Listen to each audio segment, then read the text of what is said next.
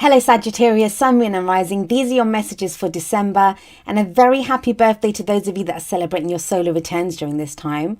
So let's have a look at what we have coming up for you. The very first card that we have as your underlying energy is the Queen of Swords. Now, I always say that when a court card comes up as an underlying energy, this is usually going to be your energy. It can be the energy of someone else, but if it is someone else, they're really kind of central to your story at this time. I kind of feel like this, well, as you can see already, there's the King and Queen of Swords that come up in this reading, but I'm getting ahead of myself. Let's talk about the Queen of Swords first. Now, she's someone who's been through a very difficult time. She's experienced every difficult, thing that you could imagine, but she's learned from all of that. She's turned all of those difficult experiences into knowledge. And now she's able to make decisions very clearly. She always knows what to do. She's very much about the truth. And, she will only accept the truth from whoever comes to her. It's always kind of bizarre in this because, look, she has one hand out, like calling someone over, as in, she's inviting whoever towards her. And yet she also has a sword in her other hand. And that's her sword of truth. That's the sword that, if you kind of bring bullshit to her, she will cut you down. She's not going to accept any kind of crap, really. She's very intelligent. She's very kind of logical. She's able to detach from her emotions. Now, kind of the negative side of that is that she can come across as kind of cold and emotionally detached. But, we all have emotions. So with this card coming up as your underlying energy, it kind of feels like whatever you've gone through, the difficulties or the challenges that you've experienced, you now see them in a different light. You're now able to have gleaned some kind of knowledge from that, and you're able to make decisions, when decisions need to be made. And if there are any that need to be made this month, because that may be why the Queen of Swords is coming up for you, because there are choices and decisions that you need to make. You're able to make them with a clear head without letting your emotions kind of get too involved in that. Now, what you have coming up at the heart of your reading is the Sun. Yes. So the Sun is the potential for great happiness. It's one of the best cards in the tarot. It's happiness, it's joy, it's childlike joy. It's not, it's a very innocent energy. And I love this card when it comes up. But it's also about illumination, and it's about the truth. So when the Sun shows up, everything is revealed to us. And the example I always give is, if you go out into your garden when the sun's out, you can see every blade of grass. You don't need any effort to see, everything's revealed to us very clearly. Now, with the Queen of Swords coming up as the underlying energy, and with the Sun here, there may be some truths revealed at this time, but you're able to make that decision clearly. You're able to know what to do with it. So the Sun coming up at the heart, it's fabulous. And it doesn't matter which way you cut it. Whenever the Sun shows up, especially at the heart of a reading, there is a kind of ease. There is things becoming easier. They feel kind of more, like I say, innocent, but it's more, that childlike kind of energy where things don't really stress us out so much. So especially with the Queen of Swords coming up, this does kind of indicate the energy shift here is of difficult times ending. And that kind of seems to be a theme here. Now, you have coming up as a past energy, you have the Empress. And the Empress is a card, like, she's the master manifester. She gives birth to new ideas. She can kind of attract anything that she needs. She represents the mother kind of figure in the tarot. She's also like home, domesticity, that kind of thing. So it may be that, some of you have been kind of homebodies. With the Sun coming out now, you may be kind of feeling the urge to kind of get out more and socialize more. And that's not usually the energy that I kind of read for the Sun, but it's just with the Queen of Swords there and with the Empress in the past. These are very strong kind of feminine energies. It may be that there's been this whole thing because she's creation, right? The Empress is all about creation. So it may be that you've been kind of dealing with new projects, coming up with new ideas, creating something new in your life. The Empress can also be when, we attract things to ourselves, and not just things, but people as well. The Empress is very attractive, and she can effortlessly attract to herself whatever she wants. So it may be that, you may have been attracting some attention.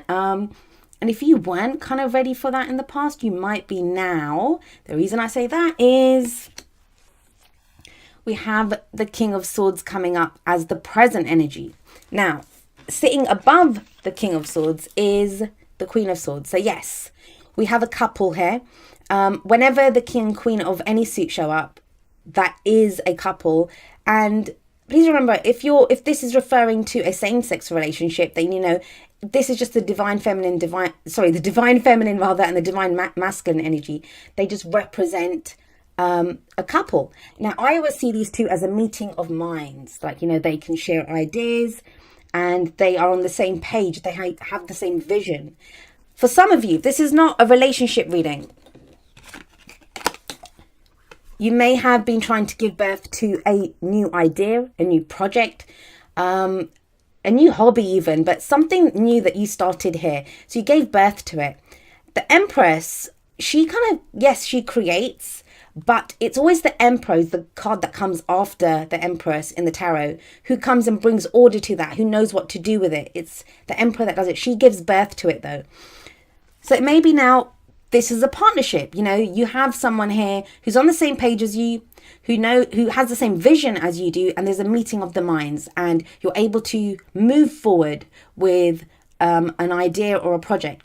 If this is a relationship, maybe that you attracted someone in the past and you weren't kind of sure if they were the right person for you. Maybe you weren't in the right place to move ahead. I know with Saturn in Sagittarius, it's been a difficult time for Sagittarius, especially in relationships, you know, starting something new, or there's been this kind of drive to get things done. So now it seems like, you know, there is someone who's here who, you know, like I said, has that same vision. There's a meeting of two minds here. So it does feel like wherever you are mentally, you meet someone who's on the same page as you here. Now, the King of Swords, I always see the Queens as being, they kind of wait. They wait to see what's presented to them, you know, and then they act. But I always see the King energy as more, they initiate. So if this is not someone else, I don't usually see that. I mean, I would usually see a partnership here, or you know, at least a couple, or some kind of partnership. But if there isn't that, then that can be like, if you were waiting with that Queen of Swords energy, because like I said, the Queens wait to see what's presented to them. She puts her hand out to see what comes forward to her. Then the King of Swords is going to be like, he's the advisor. They're both very good at making decisions, but if you were looking at professions, this is like a lawyer, an advisor, a consultant, someone who we go to for advice because they know what to do.